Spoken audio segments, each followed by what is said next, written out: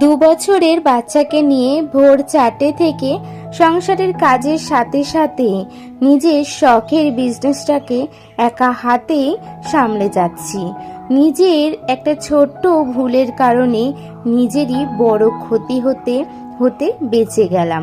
রাধে রাধে বন্ধুরা, কেমন আছেন আপনারা সবাই? আশা করছি আপনারা সবাই ভালো আছেন ও সুস্থ আছেন। আমরাও বেশ ভালো আছি।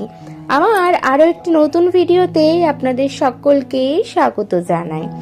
আজ হচ্ছে সোমবার আর এখন ঘড়ির কাঁটায় বাজে ভোর 4:30 নাগাদ। এখন থেকেই আপনাদেরকে সাথে নিয়ে আজকের ভিডিওটি শুরু করলাম। আশা করছি প্রতিদিনের ন্যায় আজকের ভিডিওটি আপনাদের বেশ ভালো লাগবে। ঘুম থেকে উঠেছি তখন ঘড়ির কাঁটায় বাজে 4টে নাগাদ।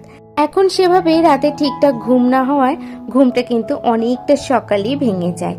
তো তারপরে তো আর বিছানার সাথে শুয়ে থাকতে একদমই ভালো লাগে না। সে কারণে নিজের সংসারের কাজগুলো উঠেই আগে শুরু করে দিই। আর আজকে আবার ছিল হচ্ছে একটা কেকের অর্ডার, সে কারণে কাজগুলো একটু বেশি তাড়াতাড়ি করার চেষ্টা করছিলাম।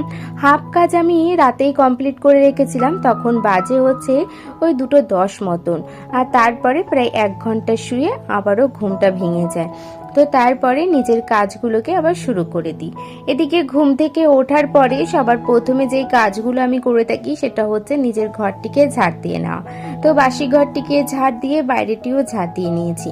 আর তার এদিকে কিন্তু গুরুদুয়ারে জল দিয়ে দিয়েছি। ওর দিক করতে করতেই কিন্তু তখন ঘড়ির কাঁটায় বাজে ভোর 5টা।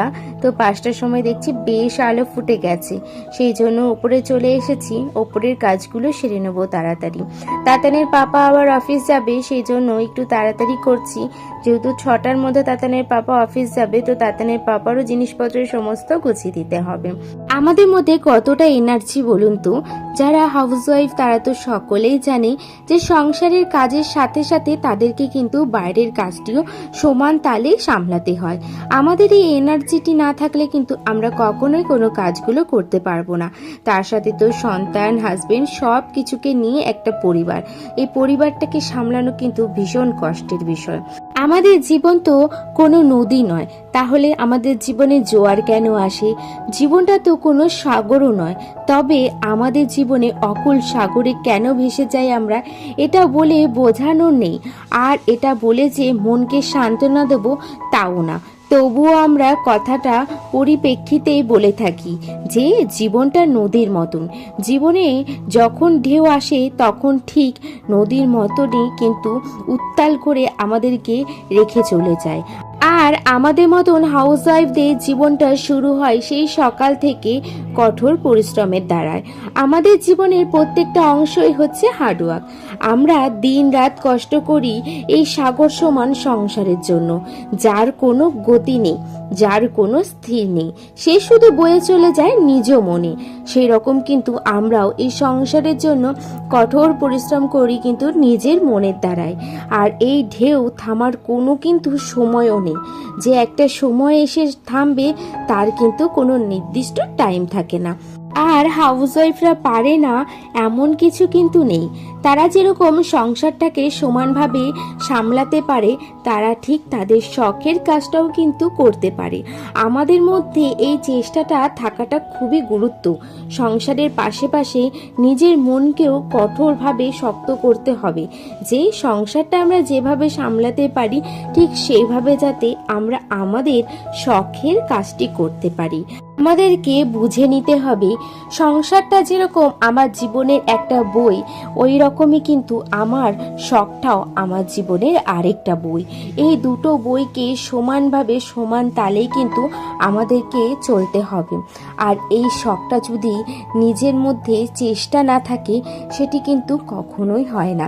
একজন হাউসওয়াইফ কিন্তু নিজের শখটি খুব কমই প্রকাশ করতে পারে অন্যান্যদের মধ্যে, কিন্তু আমরা যদি সেটি চুপি সারে কাজটি নিজের মনের মধ্যে শখটিকে রেখে দিই, তাহলে কিন্তু কেউ প্রকাশিত না করলে অন্যরা কখনোই বুঝতে পারবে না।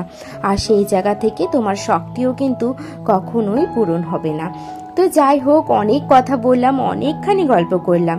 তো এদিকে কিন্তু আমার কাজগুলো প্রচুর পরিমাণে এগিয়ে গেছে।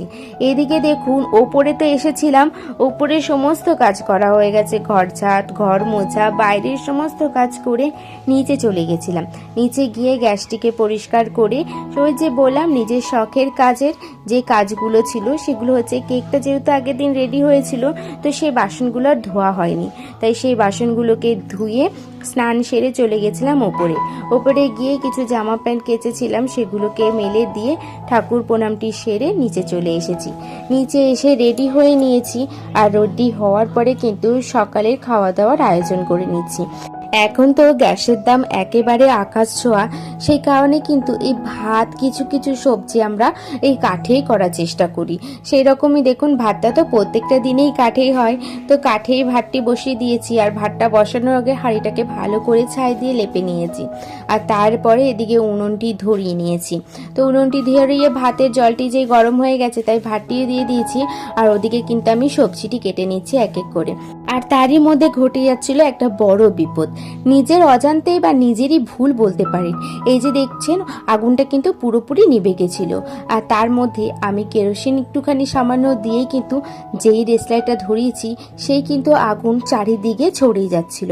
আর একটু হলেই নিজের মুখটা আর হাতটা কিন্তু একেবারেই পুড়ে যেত। তাই ভগবান আছে বলে আজকে এই পর্যায়ে কিন্তু আমি বেঁচে গেলাম। তো যাই হোক, নিজের ভুল তো সবসময় থাকতেই পারে, ভুল মানুষ মাত্রই হয়, আর ভুল না হলে কিন্তু মানুষ কখনোই শিখতে পারে না। তো সে কারণে ভুল হয়েছে বলে আজকে এই ভুলটি সংশোধন আর জীবনে হবে না, আর এই ভুলটি কিন্তু হওয়ার কিন্তু আর দুবার করেও ভাববো না।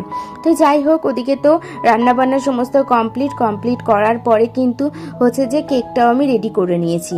আর কেক রেডি করার পরে সকালের খাওয়া দাওয়াটা সেরে নিয়েছি। এদিকে কেকের বাসন আর সকালের খাওয়া দাওয়ার সমস্ত বাসনগুলো নিয়ে বাইরে চলে এসেছি। আর বাইরে এসে কিন্তু সমস্ত বাসন টাসন ধুয়ে ঘরে এসেছি। ঘরে এসে দেখি তাতানও তো ঘুম থেকে উঠে গেছে, আর তাতান উঠে যাওয়াতে আজকে আমি বিছানাটা কিন্তু গুছিয়ে নিচ্ছি। প্রত্যেকটা দিনই গুছাই আমি, কিন্তু আজকে বেড কভারটি চেঞ্জ করলাম। তাতান কি হয়েছে, হাগিসটা লিক করে তো বেড কভারটি পুরো ভিজে গেছিল, সেই কারণে বেড কভারটি আজকে চেঞ্জ করে নিয়েছি। ওদিকে তো সমস্ত কাজ নিচের হয়ে যায়, আর আজকে রান্নাবান্নাটা মা করবে বলেছিল, সেই কারণে কিন্তু আজকে আমাদের কাজের পরিমাণটা একটু কম। অন্যান্য কাজগুলো করব, শুধুমাত্র রান্নাবান্নার কাজগুলো না। কিন্তু হঠাৎ করেই মা বলল, না তুমি মাছটা করো, বাদ বাকি রান্নাগুলো আমি করব। তো মা যেহেতু এখন অন্যান্য রান্নাগুলো করছে, তাই আমি ওপরে এসে সমস্ত জামা প্যান্টগুলো তুলে নিচ্ছিলাম, আর এদিকে আমি নিচে গিয়ে কিন্তু মাছটি রান্না করব। এদিকে তো নিচে চলে এসেছি, আর নিচে এসে রুই মাছ এনেছিল, তো সেই রুই মাছটাই রান্না করছি। আজকে বাজারে খুব একটা মাছ নেই, যেহেতু আজকে ভোটের রেজাল্ট, সে কারণে বাজারে কিন্তু খুব একটা দোকানদারও বসেনি, আর খুব আহামরি মানে বিভিন্ন রকমের ভ্যারাইটি মাছও নিয়ে বসেনি। তাই রুই মাছ পেয়েছে বাজারে দাদা, তাই রুই মাছটাই কিন্তু নিয়ে চলে এসেছে।